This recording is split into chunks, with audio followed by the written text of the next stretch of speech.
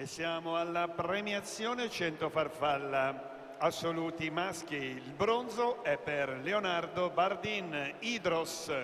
Secondo, medaglia d'argento Alberto Roncoroni como nuoto. La medaglia d'oro, il gradino più alto del podio, è per Francesco Catalano Vittorio Alata nuoto.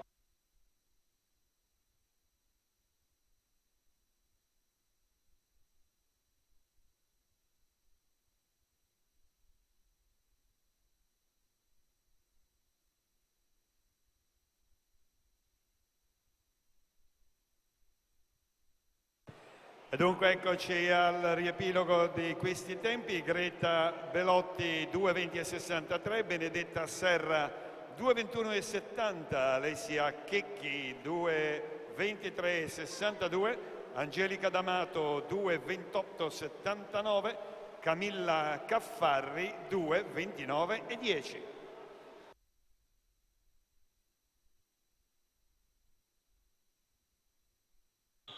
Cerimonia di premiazione 100 farfalla ragazzi maschi 2003. Il bronzo 1:06,40 Norris Kervatin, Amici Nuoto Riva. Medaglia d'argento Andrea Citterio, Rarinantes Saronno 1:05,05. E la medaglia d'oro William Micillo, CSS 1:02,86.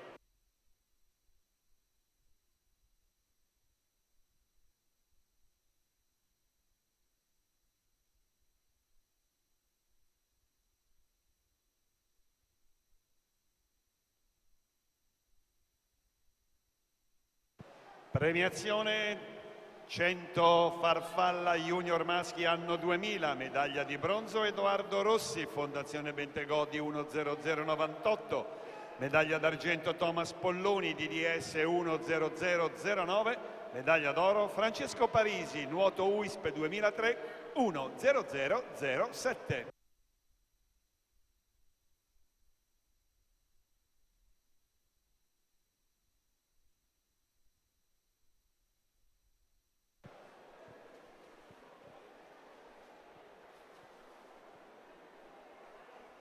Simone